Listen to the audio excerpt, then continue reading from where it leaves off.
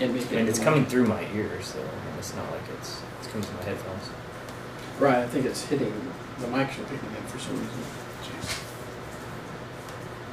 All right, we are live, and people can hear us and see us. Great. So, hey everybody. Welcome to the Disc Golf Instrument recording for the audio podcast. Thanks so much for tuning in. We're going to check our levels, make sure we sound good. Do we sound good? Yes, we do sound good.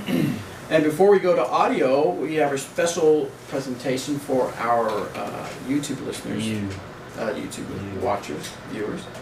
We're going to show a little bit of the video I got out at Piasta, Iowa.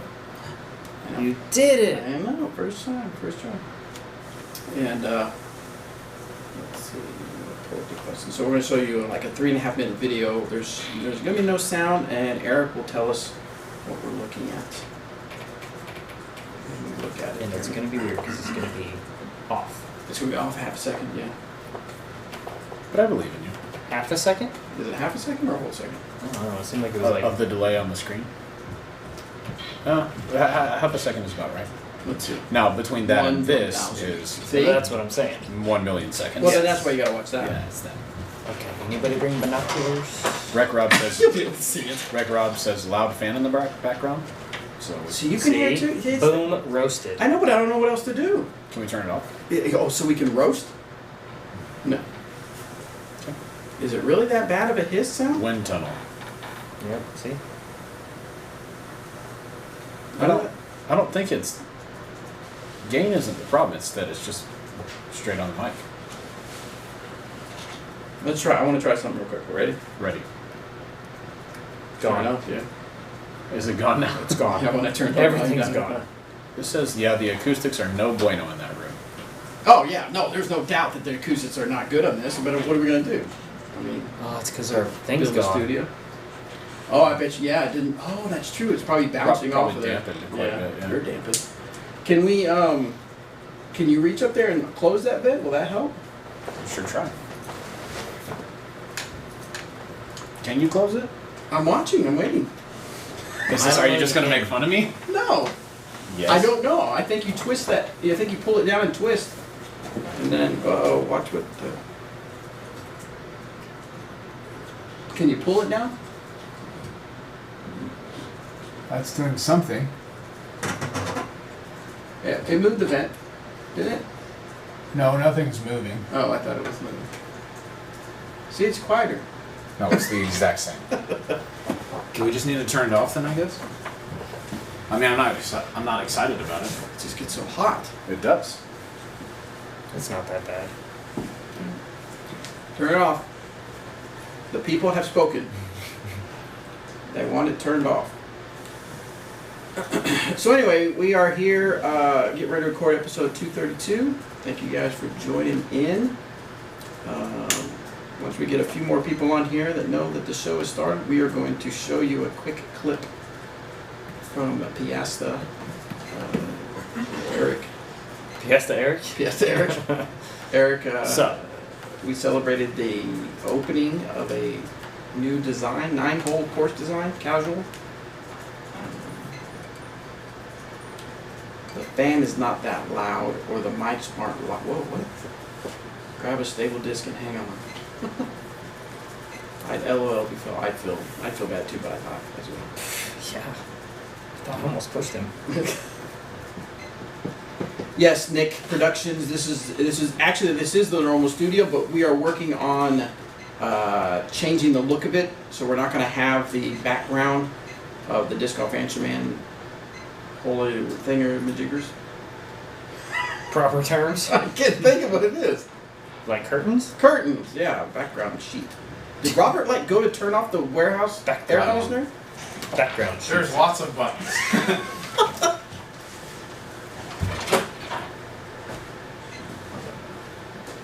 I got now. Oh, Mama, where you at? Hey, there it is. That's it. But is it going to turn it off forever and ever? Probably not forever and ever, but probably until, See, that's what did you do? you turn it back on. No, he killed it. Robert's just over there. It's just me, guys. How are we doing today? Alright, we'll leave it. Let's hurry up before all the coolness goes away. We have more viewers now than we've ever had. There's nothing happening. Do this green screen. The green screen isn't as fun and easy as you'd think. We used to have a green screen. We've done some stuff Especially on it, when you're but- wearing like a green shirt. Right. So, well, that sounds fun. Sounds like a Pink Floyd album with all the ambient noise. Yeah. There we go. So much quieter, much better. So we have to remember that. So. No, we have the split screen. That way, we don't have to pay attention to the awful background. It's gonna be weird Pink. now. Why? Maybe not. I think it's alright. Well, like. Yeah. Okay. All right, so let's take a look at the Piasta video we have here. Let me set it up here. So, Eric, once Yes. it goes on here, we'll see if you can tell us what are we watching. And, What are we watching? and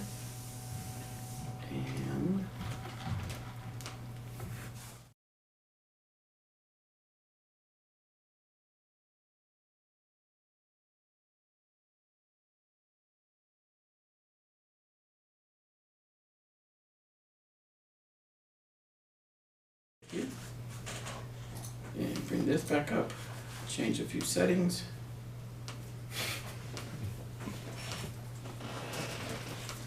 All right, here we go. All right.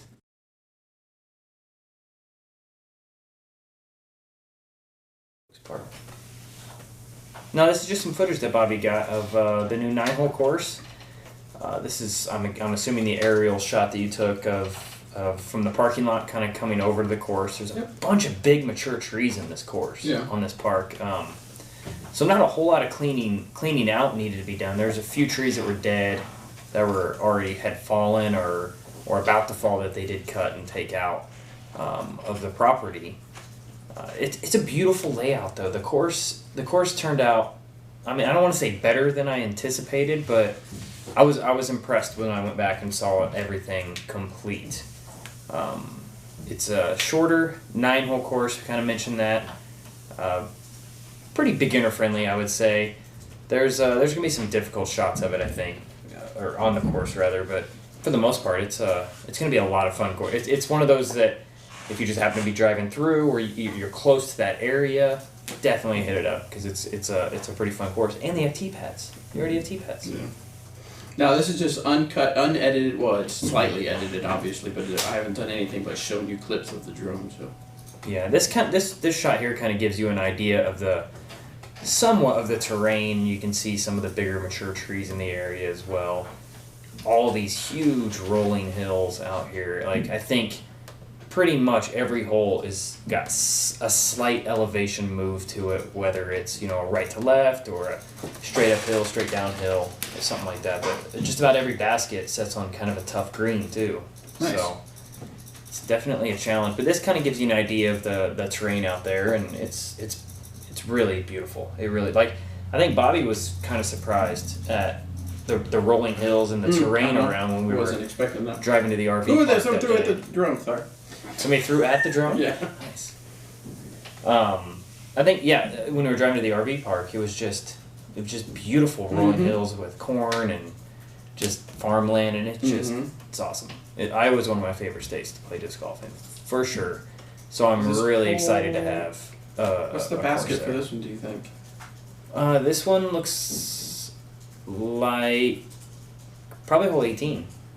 Oh, there's nine EMAC in the mule, right around. Yep, we're riding the mule, or I don't think it's an actual mule. Oh, You okay, keep calling it a mule. I know, I'm but sorry. I don't Four-wheeler? think it's a mule. It's It's a vehicle. it's intense. That vehicle is intense. So I had hooked up the GoPro because I'm doing some video stuff of Eric doing a little documentary and stuff. Oh, and then we were This is in a parade. cool. Yeah, this is our parade. This was pretty awesome to be involved in the Piasta Days parade. We were kind of bringing up the rear, I think, toward the back. Yeah. There's a few floats and stuff behind us, but yeah, we just followed it. It was kind of cool to have the DD RV in it. Mm-hmm. A lot of people had no idea what it was, I'm sure. Yeah. But the people in front of us that were walking were actually handing out flyers about disc golf. Nice. That's really cool. Yeah, super cool. So just handing out flyers about the new course that's in town and to come check it out. So I thought that was pretty cool. Yeah. So anyway, so I just wanted to share with our YouTube people. That's cool footage. Um, That's really cool. yeah, so that's starting over. Yeah, that's awesome. So What's the course called? Kelly Oaks Park. Kelly Oaks Park in Piasta, is that what you said? Piasta. Like pasta with an I in there? no, it's spelled no. P-E-O-S-T-A. Yes. Oh, wow. How would you think that should be announced? Not Piasta. Yeah, I kept saying Piosta or Piasta. You kept saying many different things. And then he started, when he finally got Piasta down, as soon as he got Piasta down, it was Piasta, Illinois. Illinois.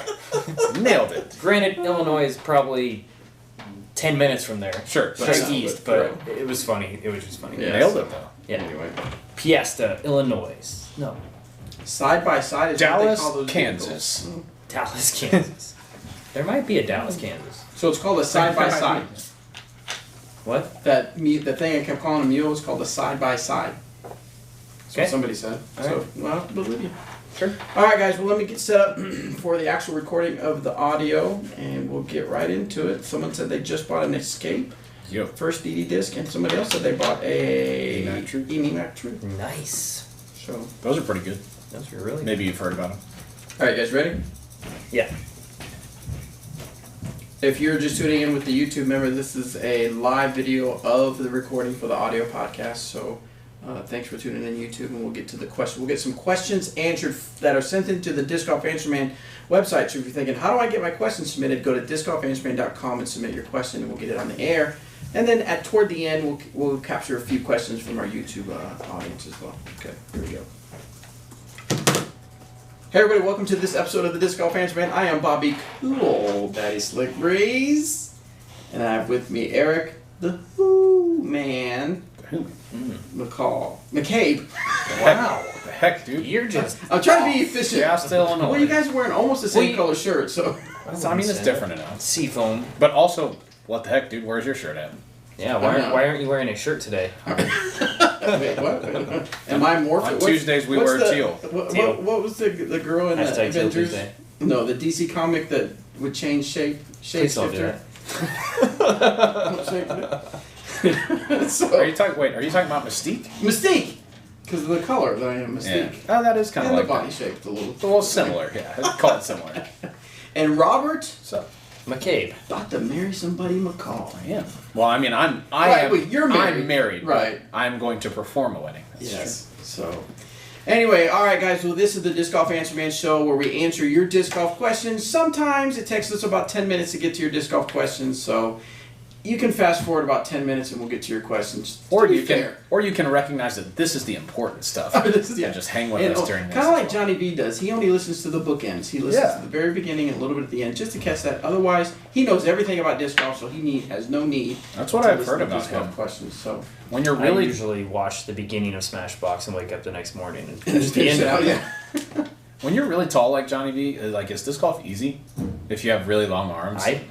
It's easy to You throw wouldn't- far. You wouldn't tell from his scores. Yeah. Hey-o! Got him. He's mad. He's mad. So if you had watched us on YouTube, you're listening to us now, but if you had watched us on YouTube, we had shown a quick little video of a course out in Piasta, Iowa, the Kelly Oaks Park, a recent 9-hole course that Eric finished designing, and they're not quite done with it, but it was ready to get some people out there on the tee pads and play.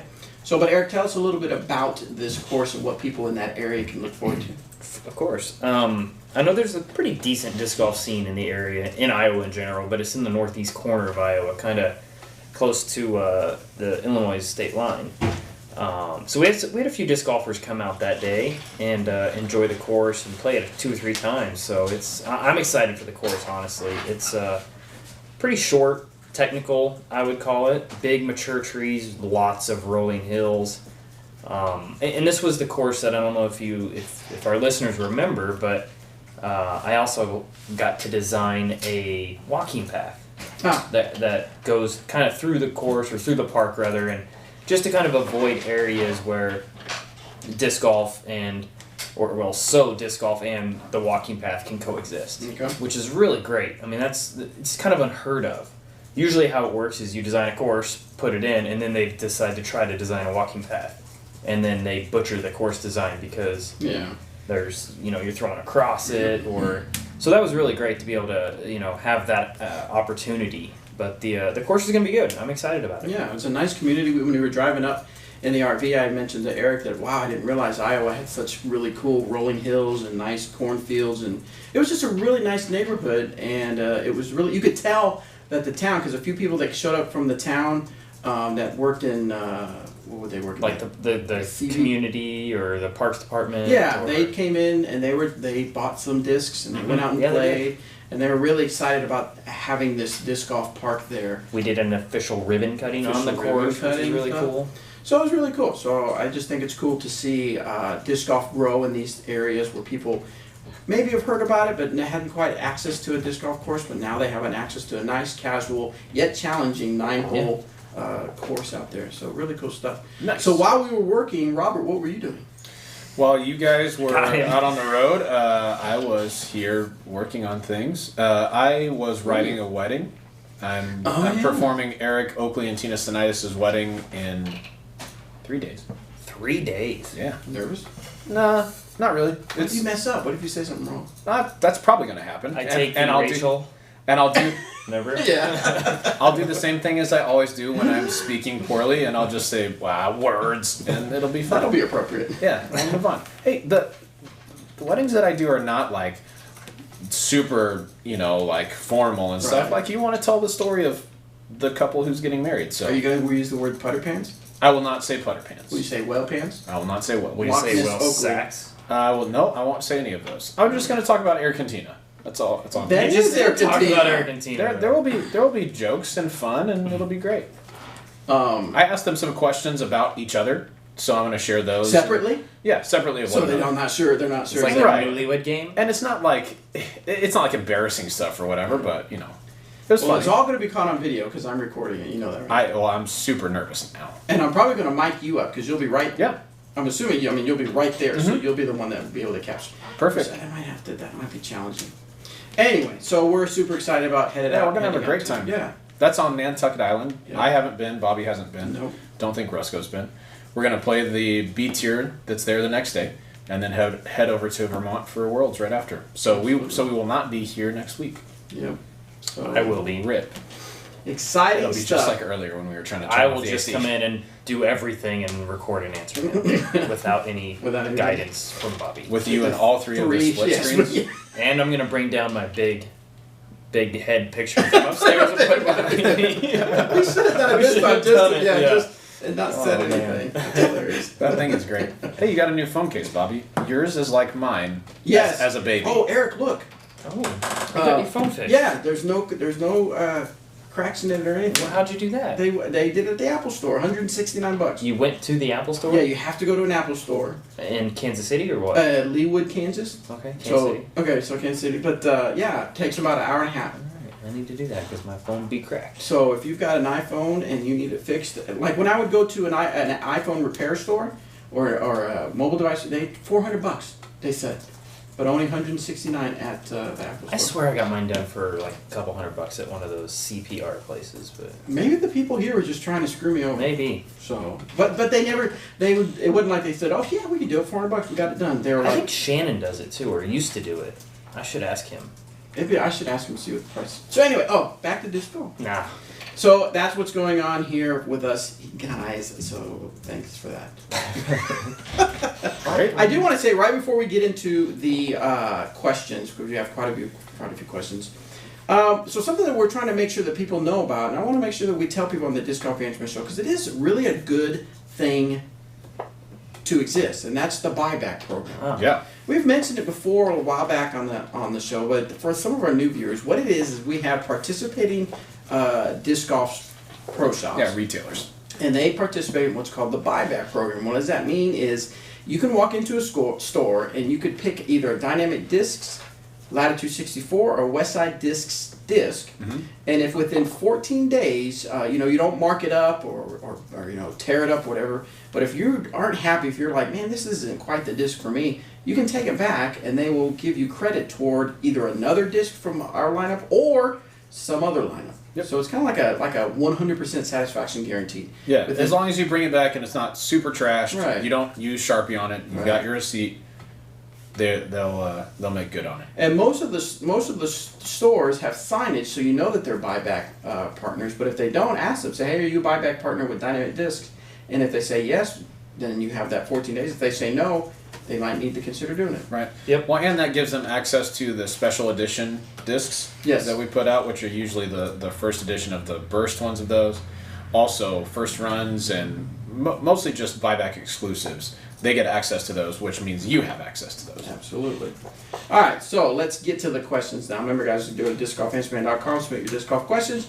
We will get it on the air. The first one is from the Pope. Like the Pope? It just says Pope. Wow. Where to start when running first event? Okay. Hello, I'm a 21-year-old player who loves to play in every event possible. I love tournaments. Recently, I played a course and fell in love with it, and when I later found out that a tournament hasn't played at that course in years, I felt like I needed to run one. Running a tournament is something I've always wanted to do, but I have no idea where to begin. So my question is, where do I begin?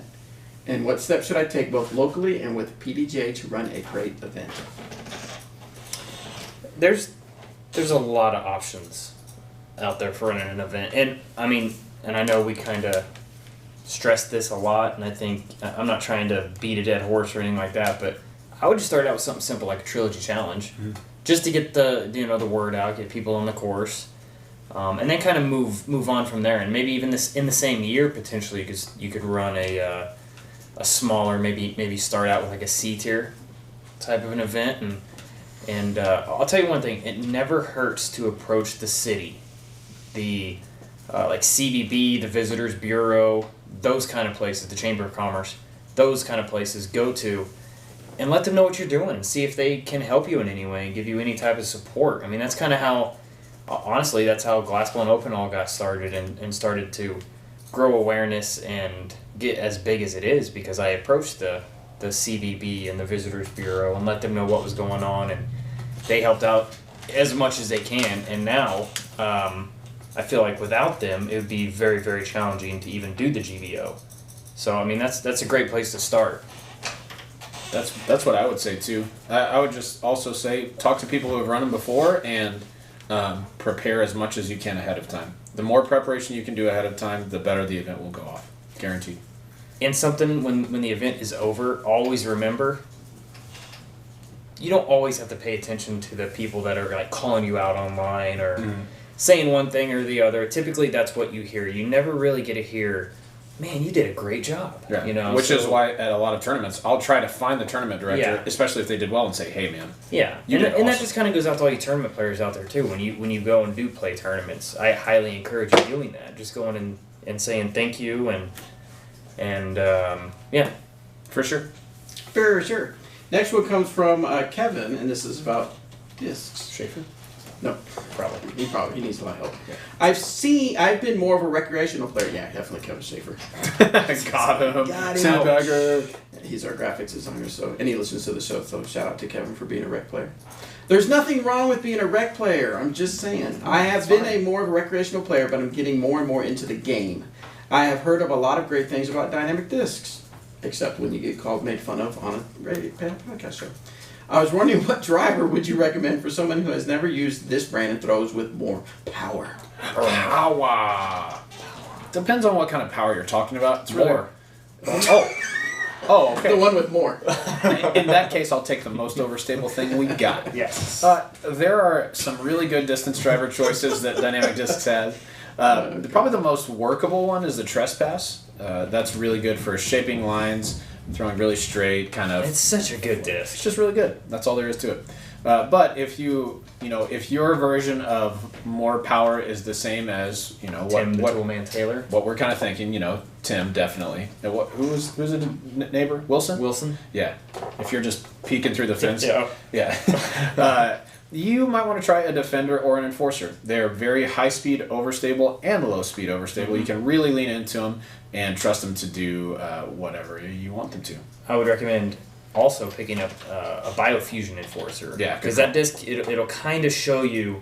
It's such a great disc. It'll kind of show you what kind of arm speed you do have. Right. Like, and that disc, in my opinion, can be used by just about anyone. Yeah. I mean, slower arm players, not quite as much, but it could still be a great headwind flyer for them. Mm-hmm. So I'd recommend picking up one of those and then kind of going from there. Right. If it's going straight for you, then yeah, you do have probably pretty decent arm power, and you can move up to a Lucid Enforcer or a Lucid Defender or something like that. All right, next one comes from... We'll come back to that one. Booth. Hey, Disc Golf Answer Man. I've recently run a sanctioned league and noticed the ratings penalize the higher rated players. While this is great for the lower rated player, most of the higher rated players have stopped coming out to the rated league for this reason alone. My question is, what can the PDJ do to help with this issue?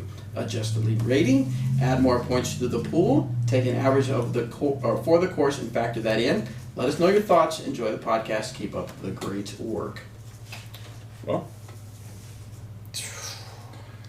this is a hard one because leagues are different and ratings are determined by the people who show up to the league. A lot of times, people who show up to league are locals to the area, so they play the course particularly well, and that doesn't actually represent how well they would play a lot of different courses, right? So a lot of times that's going to bring the ratings down because people who are rated lower are going to play a little bit better there. I don't know what the solution is to that. I've never played a league that was a rated league, but I don't know if I would either because of the ratings thing. Like, well, you wouldn't now for sure. Right. In my current situation, yes. 100% no, I wouldn't. If there wasn't a bet online, ratings, probably still not. But ratings suck anyway. Like it sucks because this is a perfect example of why they suck, because you have people not coming to play your event because of ratings. Mm-hmm. That's why they suck. Yeah. They suck. But also, I get it. No, I do. I get it. I understand why we have them, and that we do need some form of something. Yeah. But that doesn't mean they don't suck. That's my opinion. That's fair. This one's from Josh. My friends and I have begun watching a lot of professional disc golf coverage on YouTube. See, guys, I told you. No, they're not listening. I have never been to a professional disc golf tournament, and I'm wondering what the difference is between the PDJ, the DGPT, majors, and how all of these factors into determining the best player in the world. Cool. Great. Go for it. These are all... Every event you talked about is under the PDJ umbrella right now.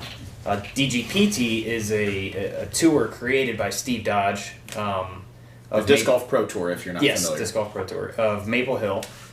He's the one that lives next to Maple Hill. He used to do the Vibram Open, all that good stuff. He wanted something for the pros, so he started what was called the Disc Golf Pro Tour, or DGPT.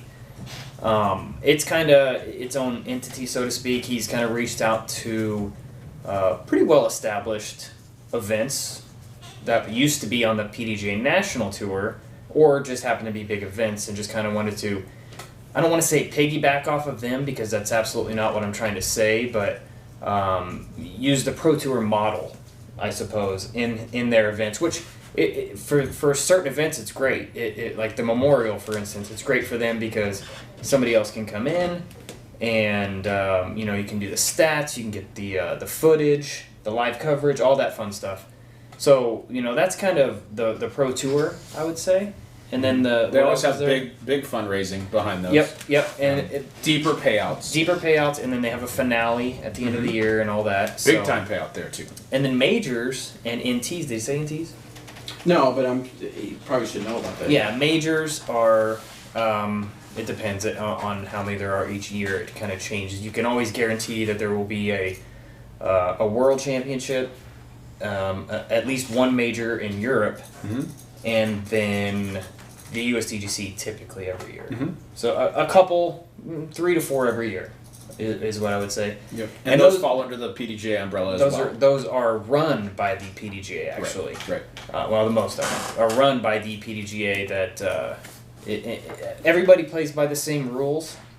There's a few different regulations for Disc Golf Pro Tour. Then there are other events, and then the NT is basically just the PDGA's version of DGPT as far as playing. You play them all, you get points, qualify for bonus money at the end of the year, which is pretty healthy payday. Yeah, that's right.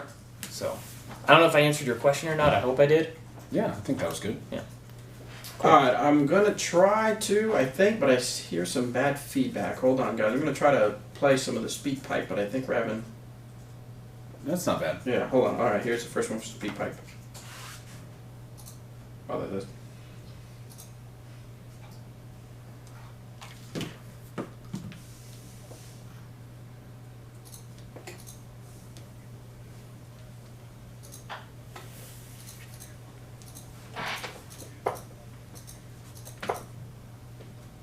Oh, wow.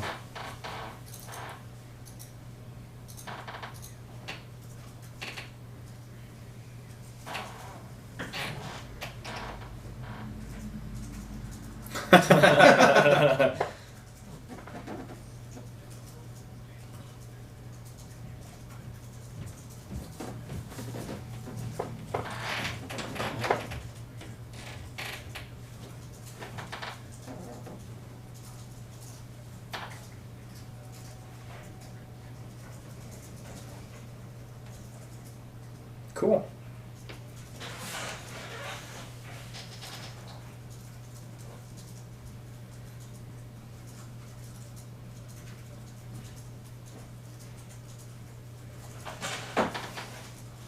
Awesome. That's awesome. That's great. If you come out, you better come up and shake our hands. This gentleman said, or people on the board are saying we can't hear the question. You can't hear the question. The question was... we can't hear the speak pipe, no speak pipe. Yeah, so you can just recap a little bit, you want? Yeah. Go ahead. He was talking about... he's a beginner from Kansas. Didn't even know about GBO until very recently. Talked about tournament coverage that he loves to watch. And he was kind of asking advice on... he's currently a standstill thrower. Right. And wanted to know about incorporating the next step and also about some beginner-friendly discs. What a perfect segue for Danny's latest video that just came out about the standstill. Yeah. So, I don't know if we can put that link up later, Bobby, on there, just so, you know, if he hears the question, he can come back to the page and check it out. But yeah, that'd be a great place to go. Yeah, and I think in general, if your standstill is working and you're having trouble integrating a next step, one thing that we talk about is just starting by just adding one step, just to kind of get the feel of it. But yeah, like Eric said, Danny just put a video out about it. Definitely check that out.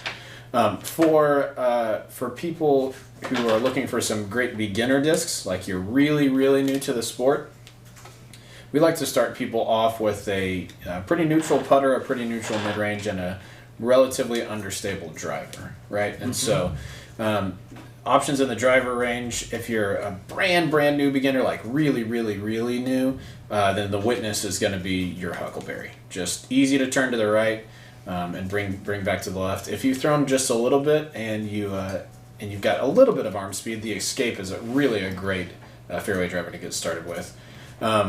A Truth or a Warrant is going to be a great neutral mid-range, and then if you want something with a little bit more stability, all of our favorite disc over here is the EMAC Truth, so you're going to want to check that out. And then basically any of our putters will do for you except the Slammer. That's very overstable, but the Deputy is nice and understable. The Warden and Judge are pretty similarly straight to slightly overstable, same with the Marshall. So yeah, those are some good ones to try out. Yeah, Deputy's really good for... I feel like for beginners, especially slower arm beginners, that you can really see what type of putting style you have with the Deputy. Right, yeah. So I have no idea why you guys on YouTube can't hear the question, because everything is hooked up like normal. So we'll stick with the regular questions. A lot of you are saying there's a lot of echo. Okay, so bear with us real quick, guys, because we're making some changes to the studio, so that's why there's no background and stuff like that. So that's why it's going to sound a little different. So appreciate your patience with that. So let's go to the questions real quick. Let me pick a good one. This one's from Stephen Barry. Thanks for putting out great content. It's always a pleasure to listen to your show. I'm a high school teacher and I'm looking to start up a disc golf club at the school where I teach. Do you have any advice or know of anyone I can get in touch with that has started a club in a high school or to get advice on funding or other aspects of the club? Also, do you know of any high school teams that compete against other high school teams? Thanks and keep it real. I know, especially on the foreign side, I know that there's a listener to the show who has done a lot of work with kids in Amsterdam. Dean? Yeah, Dean from Amsterdam. His name is Dean Schaub. You might look him up on Facebook. I know that he's worked on getting some clubs into schools and things like that.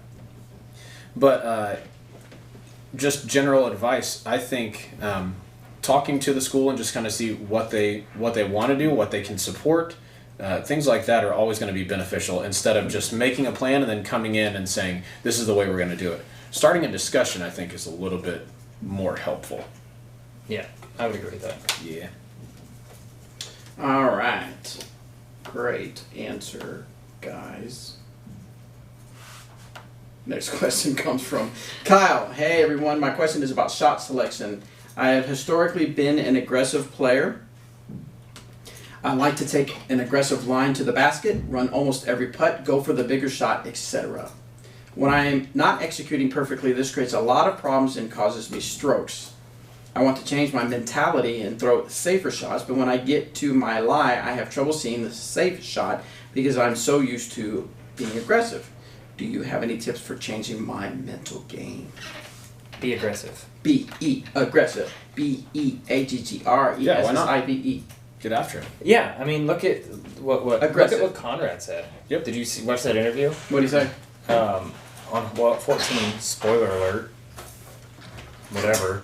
He Conrad was on hole 14 at Maple Hill and went for the putt from outside the circle, and it bounced off and into the lake. And Terry Miller at the end of the interview asked me, he goes, "So why did you go for that? What was in your head?" Blah blah blah. And he goes, "Well, I didn't get there laying up." Yeah. Booyah! You know what I mean? love So it. I mean, that's such a great answer. I love that answer.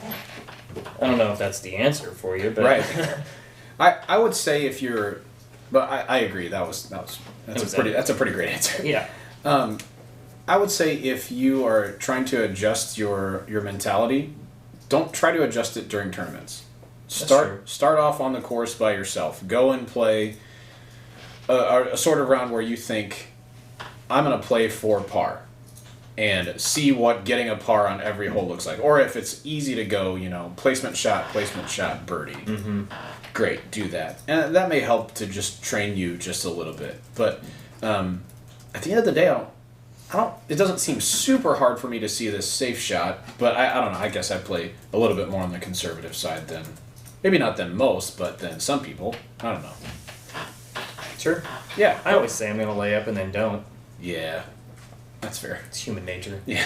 I always say I'm going to lay up and then do, but then sometimes, like Ledgestone, I went to do that once, and I still went out of bounds. So I always say I'm do going to that. lay up, and then the shot is nowhere near where I thought it was going to be. That's okay.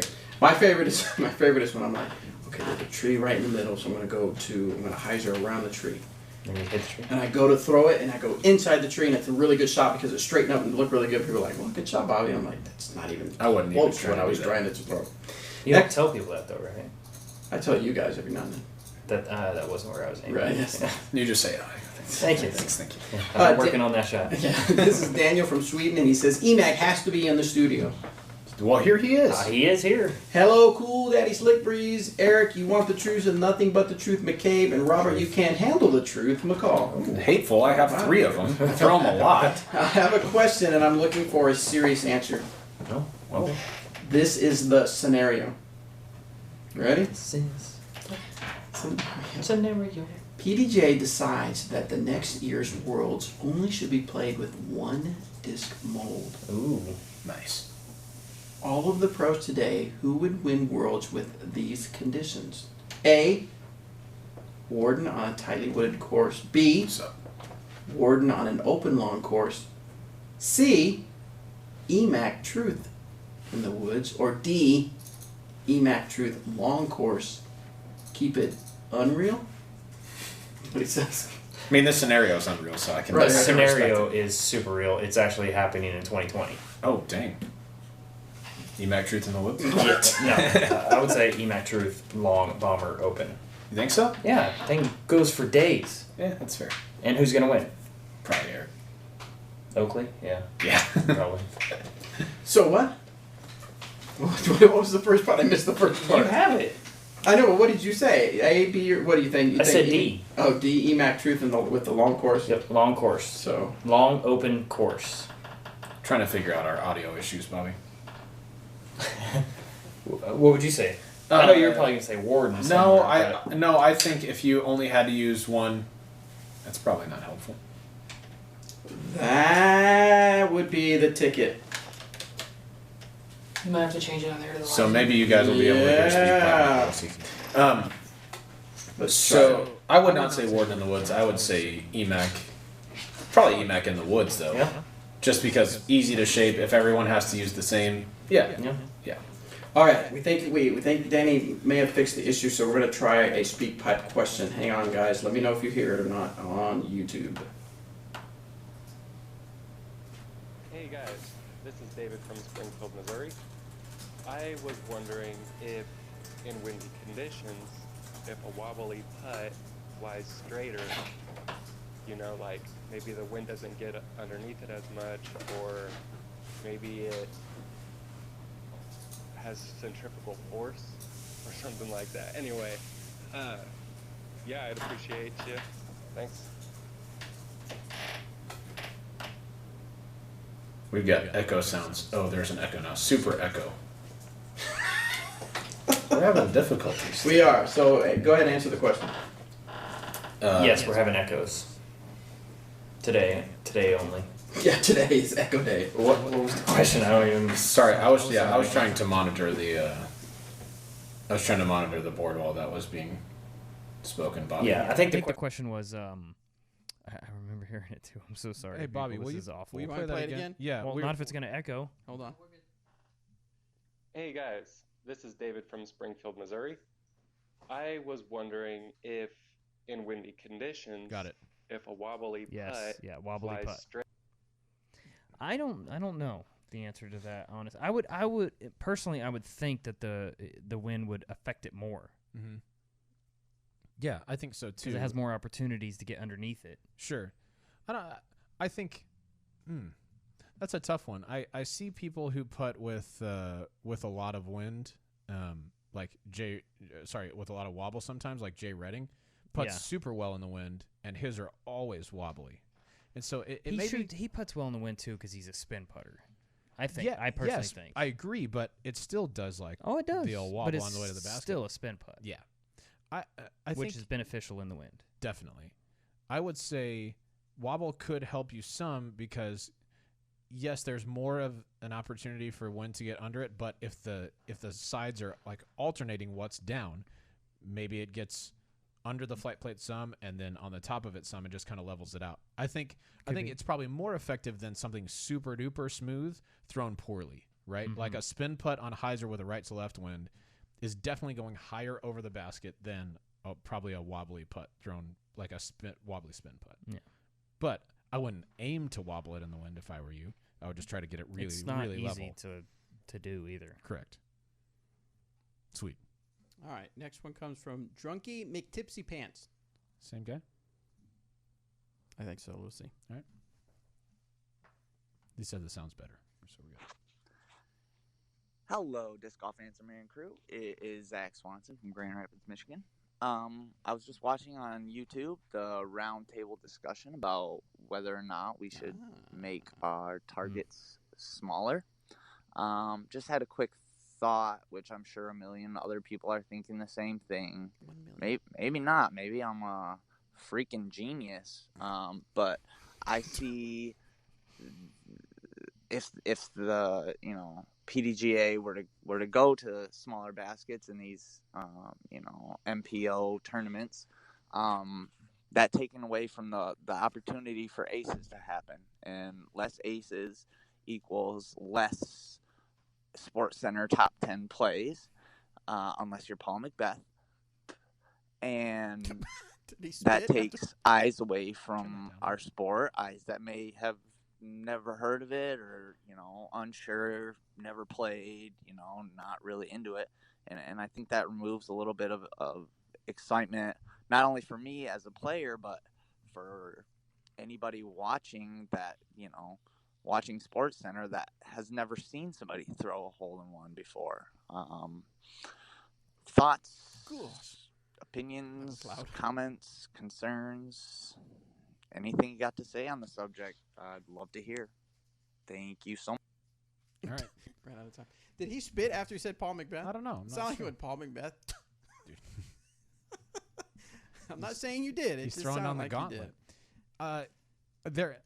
Obviously there's some validity to if we make smaller baskets, we won't have as many aces. That's true. I think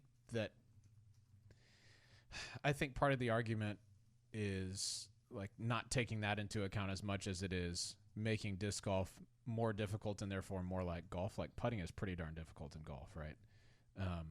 Putting, to be fair, putting is pretty darn difficult in disc golf. That's what I was going to get to. Is like I think it's easier in disc golf than it is in golf for sure. But people think it's too easy because a couple of guys are really, a few people are really, really, really, really good at it, right? Those people are outliers, right? They aren't the vast majority of guys like Ricky and Paul and James is a fantastic putter. Guys like that. That's not the majority. That's just some people. At least for right now, I'm definitely opposed to decreasing the size of baskets because we do have some excitement. We've got chances for bigger plays, but also you'd have to start going through parks all over the world and replacing baskets. Doubt it. People aren't going to go for that. Yeah, and I've heard that argument, and then I've heard them say, well, this would only be on the professional level, but there's courses out there that are going to want top-notch professional baskets, and they're going to want those, and it's going to be weird. If they do go through with it, it's going to be weird because obviously those events won't be PDJ sanctioned unless they get PDJ on board, which is going to be very difficult to do. And I watched the symposium about it, and I saw I have to agree with what Holcomb said. I think you're going to see more layups from 30 feet. Yeah, it decreases scoring separation. Yeah, which is boring. Right. Nobody wants to watch just layups all day long, in my opinion. I don't know. I'm right now, and I've been on the fence about it, but I'm on the fence, but I'm leaning more towards not. And it's a financial thing too. I mean, baskets are expensive to produce. Yes. So I don't know. It's gonna be weird if it goes through. Do you think it's gonna go through, Bobby? No, I doubt it. I think it's always going to be a point of discussion. Yep. But I think there's too many things against it. Now that I'm not saying against it in a sense of it needs to help with the competitiveness, but there's too many things that say like the expense of changing it out, and then of course, who decides what the standard is? What manufacturer gets that basket? Is the marksman going to be the standard? Is the bullseye going to be the standard? Yeah. Then there's a third one called something. I don't know. They want the T1s or something, or T2. I don't know what it is. Right. Prodigy has one as well. So but shrinking the basket too is what I think they want to do. Right. So, like, So I guess then then who creates a standard? Who's going to pay for that standard? Right. Right now, a lot of the baskets that are out there are paid by manufacturers. That's why you see, certain baskets at certain courses because a person reached out to the manufacturer, said, I really like your baskets. Or what are you going to charge for your baskets? Oh, really? I can get these ones for $50 cheaper for whatever reason, so I'm going to go with these guys instead. So not really caring there's a certain standard other than a general standard that all baskets have to be. I just think there's too much for it to happen. Yeah. Too much red tape. And there are, and I've heard the argument of, I'm for it as long as this basket catches better. Yeah. Which, sure, that sounds great, but I mean, catches better, but it's such a smaller target, so I don't know that you can compare the two. Yeah. And there's really not that many, spit outs. Sure, there's quite a few on certain baskets, but when you make a standard for it, like the Pro Tour has, use only those baskets that the players agreed on. I don't know. It's just there's so much back and forth on it, I think. Yeah. I'm a proponent of bigger baskets. Make it easier Larger, to putt. Yeah. Smaller frisbees. If you land inside the circle, then that counts as you made it. Right. There's your. If you can touch the metal. Yes. By running and jumping. Yes. Someone on YouTube said quit comparing ball golf to golf. the disc golf to Sure. golf. That's another argument I've heard out there. Well, sure, but what I'm saying in this argument is some of the people who are arguing for smaller targets, that's where they're coming from, is putting is harder in golf. Yeah. So our putting should be harder. It's obvious that it's easier for us to putt. I'm not saying that the two are similar, though I mean, though they share a word and, the scoring and things like that, but whatever. Everything. Yeah. I mean, the other argument of spit outs, I don't care what kind of basket you create, there will be a spit out on it, regardless of what you do. We are throwing discs into chains, into a device. There's no way it's going to be 100% accurate. Dude, I don't care. Tone poles, though. Tone poles, fine. That's great. I Do it. Can dig it. I can dig it. Yeah. All right, next one comes from Donnie. Let's see how this works with the speak pipe. Hello, Bobby, Sweet Georgia Brown, Eric, He Can Handle the Truth McCabe, and Robert, Your Dream is Our Meme McCall. Oh. This is Donnie from Washington, longtime listener, first-time question giver. All right.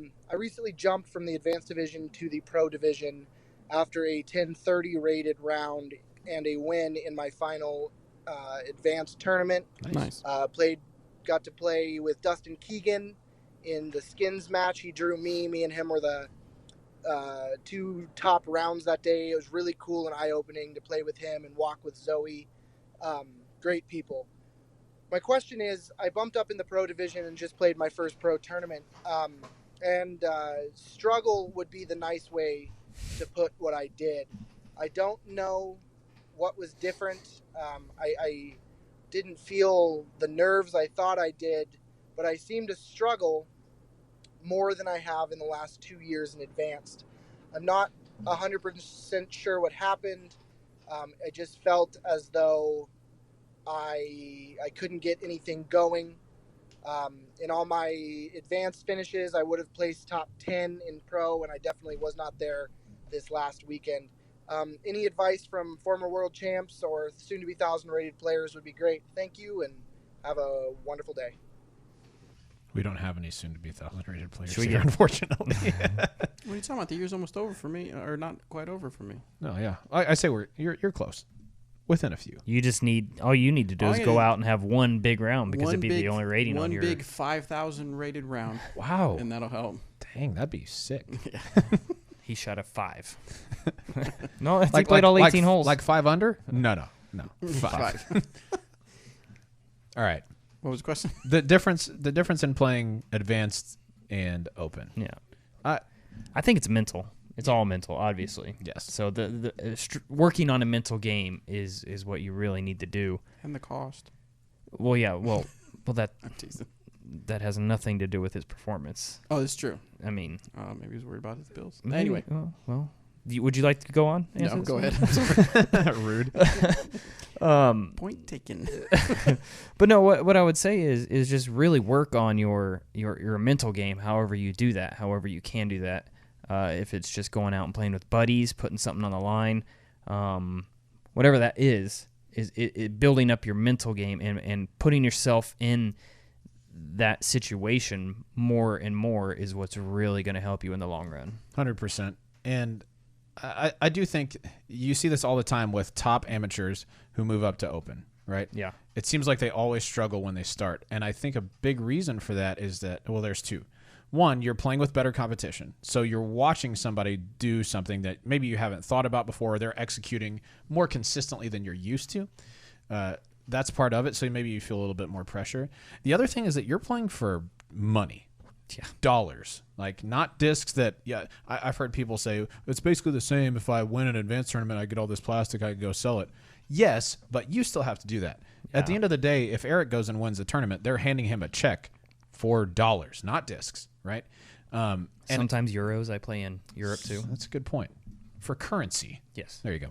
So I do think that plays a part in it as well. Yeah. I think there's more pressure attached when you can leave with a check instead of a stack of plastic. Yeah. Gotcha. All right, next one comes from Colby. Hey guys, it's Colby from Kentucky. I was curious what you guys do to prepare mentally for your tournaments. As I seem to play practice rounds on these courses pretty well, but as I go to the course I seem to choke. As being a junior recreational looking to move into intermediate, I was just kind of curious to see what you guys do different mentally than I do that gives you guys this advantage, other than the physical differences? I think it kind of goes in with the last question as well, but a lot of things that I think is in our advantage is just more time, just been there, experienced it much, much, much more. I mean, week in and week out for me for years, 8 to 10 years or something like that. So I think it's just something you kind of develop over time in a way. And then, of course, what else that we'll do is we'll go out and play.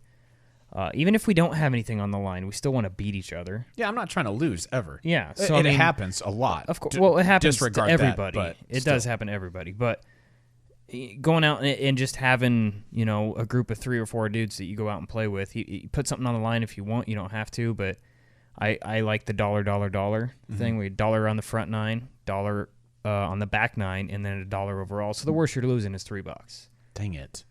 The worst you're losing is $3. Yeah, the worst you're losing is usually $0. You never know. Oh, I mean, sometimes you lose $1. Yeah. No, but I highly recommend something along those lines, and it really does help you down the road when you're playing tournaments and in that situation where you need to make the putt. And also the other thing on the flip side, when you're playing events and tournaments, I recommend not knowing what you're shooting, not knowing if you need this putt. You'll know if I need to make this putt or I should make this putt. But if you know for a fact that this putt is to tie for the win or to tie for my hot round, you're probably going to miss that putt. Yeah. There are more chances of you missing that putt than making that putt. So just not knowing the situation at all can be beneficial. I think so too. I also think it's worth your while when you're practicing to not always play from your best drive. I see a lot of people do this where they'll go and throw 5 shots on a hole and then walk up to the one that they just pured that's like in the perfect spot and throw from there. Because that's not how tournaments go. Sometimes you throw bad shots. Play like your worst shot. Yeah, or if it's a super shank off the tee and you hit first available, maybe not. But no. But just don't always play. Always play your worst shot. I do think it's helpful to play different drives so that you're used to more situations. So when you get to that, you're not flustered. You're like, I've thrown this shot. No. Next one comes from Oklahoma. Oh. What up, DGAM fam? This is Oklahoma. Got a couple questions for you here. I started about 3 months ago, and I've really been focusing on my form and videotaping myself and watching and trying to correct things before they get too out of hand. And I had an issue with, nose up and follow through and things, but I've gotten that sorted out. So I've got a pretty flat reach back, flat release, and have had really good disc flight. But recently I noticed that I was leading the disc instead of getting my hand on the outside during my pull through, and made an adjustment, and now I'm turning everything over, it seems like. Prime example, my go-to kind of fairway to long driver is the St. Pro, and now I'm getting a lot of turnover on that. So I guess my question on that is, do you slow down your arm speed or try and induce a little less hit whenever you start having that issue? And second question is, how far back are people looking in their reach back? I hear people looking straight forward. I have a tendency to look further back in my reach back, just trying to make sure that I'm not getting something too out of whack, but I seem to throw all right with it. So thanks for the help, guys. What you got? Question number 1. Go Questions number 1. Well, I'm going to do the second one first so we don't forget it. Go ahead. On my reach back, I'm not looking back at all, actually. Maybe a touch, but I like to keep my eyes kind of on the target for the most part. I think when I'm doing my reach back, my head naturally turns back a little bit, but for the most part, I'm keeping my eyes straight forward on the target. I don't like to look back and then look forward, because typically what will happen is if I look back, take my eyes off the target, like if it's a wooded hole or got to beat a tree, when I come back through, if my eyes focus on that first tree, I'm probably going to hit that first tree. Chances are. So that's why I like to prefer to keep my eye on the target. Yeah, I agree. I mean, like you said, naturally, instead of when I reach back thinking I am going to look backwards now, just kind of as my body turns, I think is not over dramatically looking back. Right. Yeah. What was the first question? The first question was he has a Saint Pro Mm-hmm. and he's starting to turn it over more. Do we recommend that he starts looking for a different disc, or does he slow his arm speed down because he's starting to turn that disc over a lot more? Gotcha. Depends on the disc. If it's a pretty beat-in one, a lot of times if you only have one of a certain mold, like if you only have one Saint Pro, sometimes you've thrown that enough that it's beat up to where it's understable on its own. Mm-hmm. Maybe your arm speed's improved, but maybe it's just understable. So I think it's worth getting another one of those and trying that. But if it's to where that disc is past its utility for you, then take a step up in stability. You know, something like I really like the Getaway. It's going to be faster and a little bit more overstable than the Saint Pro. Actually, probably similar speed. Similar, but a little bit more overstable, or even something like the Fortress would both be really good ones for you to try out if your arm speed is past what you want the Saint Pro to do. Yeah, try those out. Yeah, I would agree with that. Now, I also see the side of things that for me personally, my 80% power shots are the most accurate. Yeah, instead of like even 90 to 100%. 100% is just something you should never do, in my opinion. Period. But when I tone everything back and really focus on form as opposed to power, that's when I'm getting the most accurate shots. Agreed. Next one comes from James. Conrad? I think so. What's up, Disc Golf Ansman crew? I have a question for you. During the MVP Open beforehand, Steve Dodge had some pros on talking about whether the disc golf basket should be shorter because they're looking at the putts and the different things that people are doing, the 70-footers and what have you. They're saying is a bit much as a way to kind of lower the, I guess, the scores to be a little more like traditional golf. My question is whether you agree or disagree with the disc golf basket. Wouldn't it make more sense to make the greens harder with different obstructions than it would be to change the disc golf basket? Anywho, what are your thoughts on that?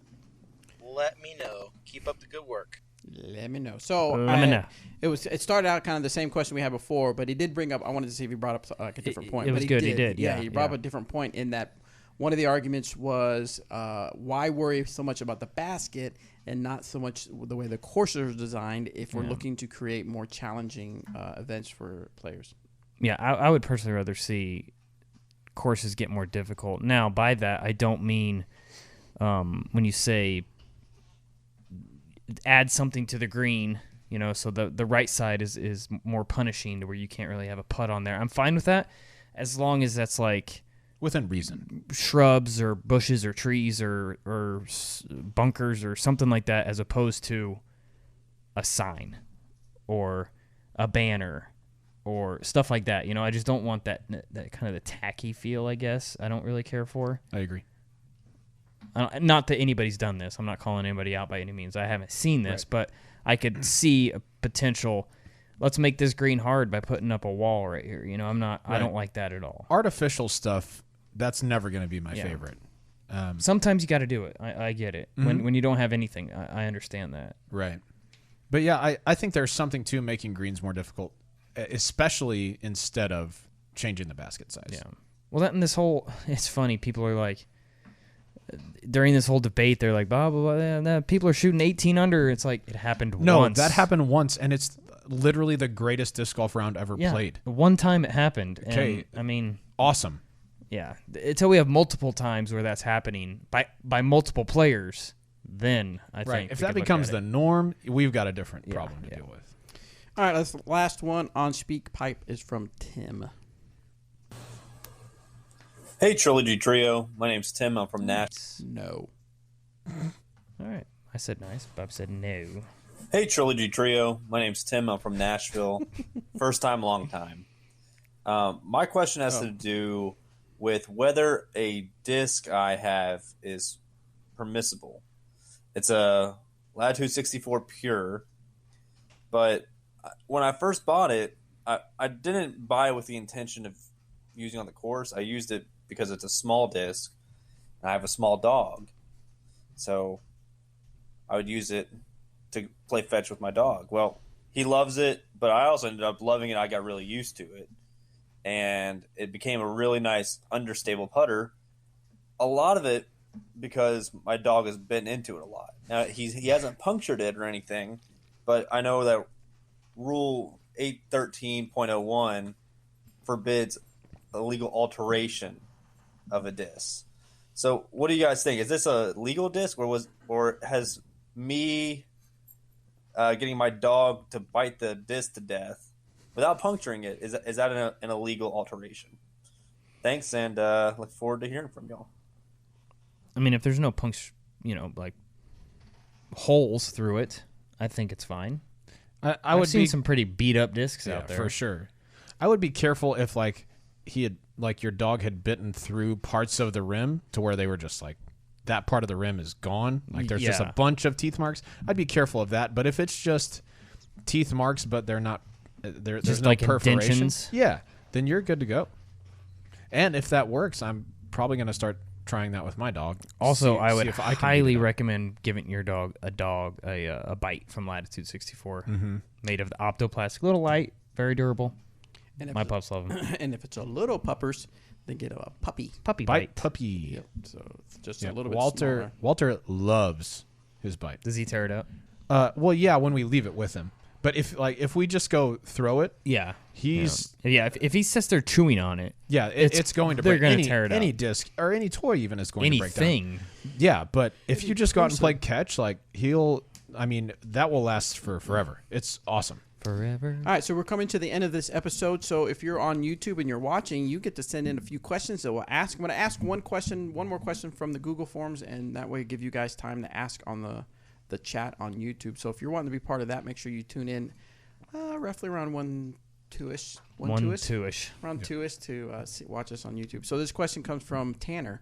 Hey guys, love the show. I've noticed that watching the In the Bags with various people that most of the pros carrying more plastics of a specific disc instead of multiple molds to shape their shot, i.e. a Trespass and Lucid, Biofusion, or Prime for overstability, slightly more understable.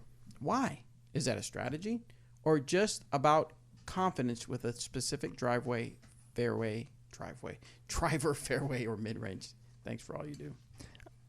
Yeah, thanks, Tanner. I think it's more being familiar with the mold that you're throwing the most.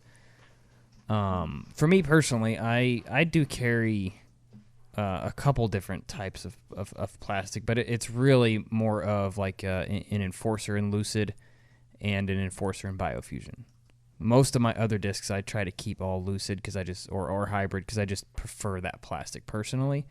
And the reason that I have the Biofusion Enforcer in the bag is because it has similar, well, obviously similar feel, but similar flight to my the Lucid counterpart, but it's just a touch less overstable, so I can get a little more distance out of it. I can throw them on similar angles, but get further flights or whatever the case is. So I personally think it's just a familiar thing with the way it feels. Yeah, and having an easy way to have different stages of wear, I think that's what a lot of people like. Yeah, I mean, a lot of times I've seen players that, man, I just lost my go-to Enforcer. It was nice, and it would pop up a little and fly straight. It was so good. What am I ever going to do? Well, they pick up a Bio Enforcer, and boom, it's right there. Bang. In that same flight category. So, all right, so a couple people have some questions on getting a disc golf course. Similar questions here. One wants to know about installing baskets at a local golf course, and how should I even start the conversation? That's a tough one. That's especially if this golf course is popular. You know, if they're not struggling to keep the doors open, or if they are in fact looking for a source of revenue, a new source of revenue that could be coming in. My recommendation would just be, get all your ducks in a row, so to speak, and make sure you can answer any questions that they're going to throw back at you, and go in and just kind of start conversation up. And that would pretty much apply to the other guy, because he said something about opening a course on his local at a local park. I would think you would want. Now this is just me. I like having a lot of information, so I'd almost want to start networking with people at the golf club. Yeah. Can you find out to see if the members would really be open to that? And if they're not, then you just got to know that's just now's not the time. The same with the park. Maybe they don't want to have a course there. Maybe they're fine with what's going on. Maybe they don't want someone coming in putting their baskets. So you need to start finding out who is influences there. Who's an influence at the golf course that maybe could get you in that is cool with disc golf. Who's an influence at the local park. It might be someone at a Parks and Rec department, or it might be someone at a local club. And that way you can kind of start finding out if that's even a option for them to look into. And then from there, you're going to want to give them information on other parks and other golf courses that have done this and their success with it, because everybody wants to know what's in it for them. So what's in it for the park? Yep. Well, you get more people to come to the park. People love the town they're in and they're happy. What's in it for the golf course? Maybe they're running out of money. This will give them another source of revenue. That's the way I look at it. Nailed it. Crushed it. Someone said, what's a disc from any manufacturer that's a speed 8 through 9 with a straight flight? This shot is something I've been really searching for. Depending on your arm speed, a really straight shot for me, well, I guess it's not super straight. What? I was thinking the Maverick I should throw that for a straight shot, but it's not completely straight. Yeah, it's a 7-speed, but I mean, close enough. Oh, I'm sorry. I didn't realize. See how much I know about speeds. Yeah, it's all good. It's just a shot I like. Yeah, I'm with Bobby there. I was going to say, well, and what you said too, it depends on your arm speed. Because for me, I have an Explorer in my bag that I can fly on a rope. Yep, same. Do they allow ropes out on the course? They do. Okay. They do. Some courses. For testing, so that you can see how so straight you can see how straight the disc flies. Yeah, that's right. But no, so I mean, it kind of depends. But I would recommend maybe picking up a Convict, and if that thing is a little too understable for you, step up to the Getaway or Explorer, and then if it's too overstable for you, step back to the Escape. Mm-hmm. Or even you might try a Stag too. No, I wouldn't try Stag. Stag is it's actually pretty good. It's a great disc. I'm just really kidding. super duper straight, It easy is. to throw. Yeah. You might Something try I'm thinking about and trying. Northman. I know Paige Bjork is crushing that Is she? Northman right now. Nice. Yeah. Is the sword. S-word. I feel like I want to throw it again. Sword. It's like a beat-in trespass. Yep. That's what I'm thinking. Seasoned I think trespass. that would be good. I think that would be good. Do it, Bobby. The Moonshine ones we were throwing out on New Release Friday were fantastic. Yeah. Super easy to throw. We also have a lot of new releases this Friday. Really? Oh, yeah. OptoX and Lucid X stuff. Yeah, so Team Series stuff. Nice. All right, guys. Well, thanks so much for Buy all tuning the in. Lucid X Appreciate you trespasses. out on YouTube land, and we appreciate you on Audioville. Audioville. Thanks for tuning in. We appreciate it. We're going to not be here next week because Robert and myself and Jeremy will be in Vermont. Taking care of Pro Worlds. Eric, I thought you were traveling for something. Was it vacation or for course design? No. Not until the end of the month. Oh, okay. Then I guess I thought it was. I may go to Hayes, Kansas for the Frontier Open. So maybe Is that this weekend? Yes. No, it's Or next weekend? Yeah. Okay. Well, it doesn't matter to me anyway. You'll be gone. yeah, Yeah. dang it. Yeah. So you'll be here. So maybe we can talk one of the guys to help you on the technical side. Yeah, that's And, what I said. Maybe we can do a little. little. Maybe neither one of them want to. Yeah, teach the boys how to do disc golf instrument. No, Anthony says no. So I'm sorry, viewers. We can't do it. Make sure you check out Anthony on Facebook and let him know how you feel about that. I'll figure it out. I'll figure it out by myself. I don't need you guys.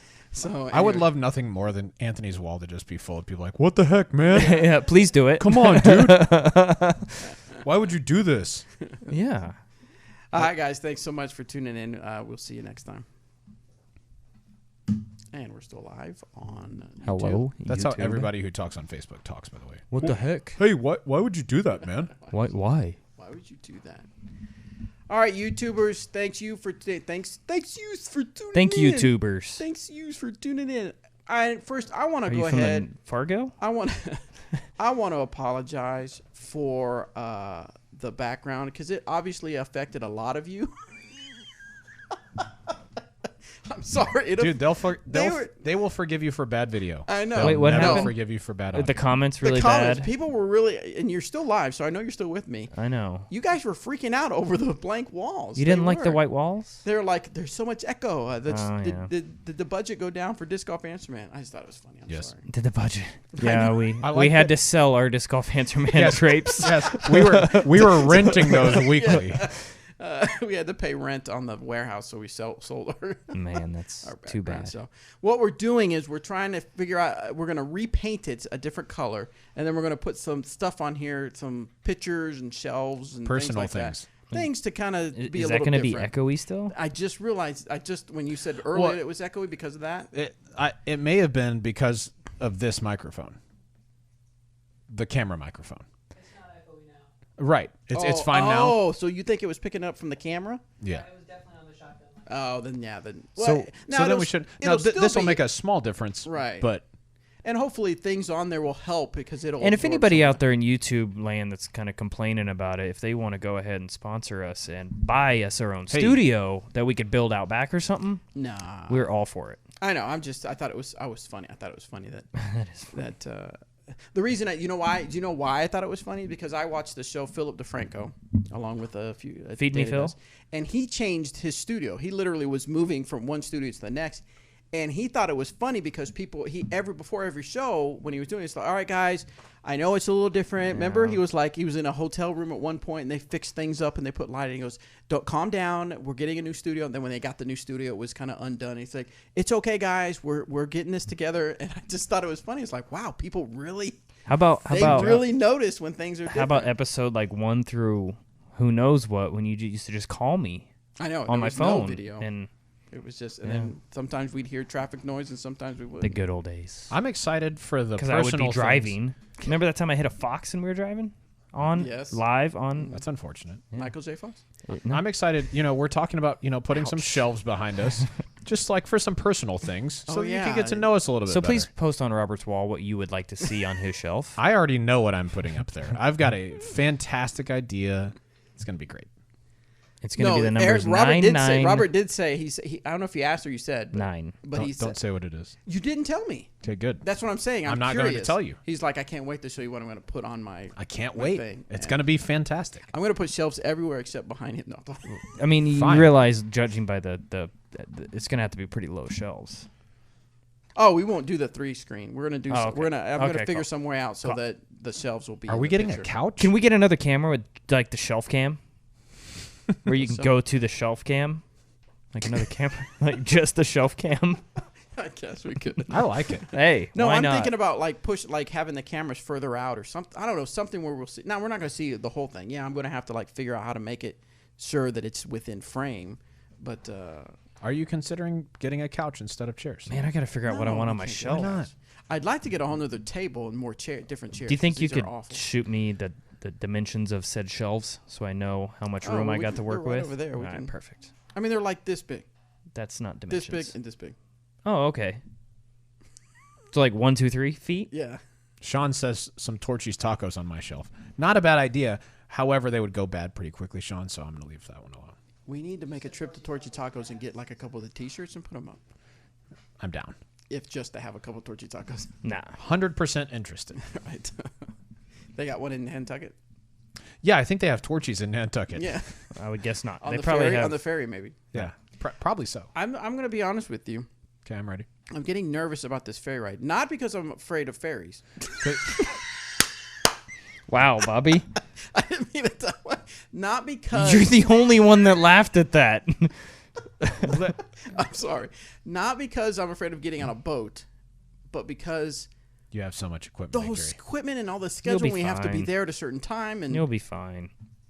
And certain people in our party like to wait until the last minute to figure things out. And who? Not saying. Not saying. Let's say there's 3 of us going, and it's not the 2 of us sitting here at the table. Yeah. I'm going to lose my job. All right, guys, we're done. It's hot in here. We turned the air conditioner off because you guys thought we were in a windstorm. That makes more sense now that it was from that mic. That's true. Maybe it wouldn't have been so bad. Maybe we don't have to die next time. Yeah. All right, guys. Thanks so much for tuning in, YouTube. We'll see you next time. Bye. Bye.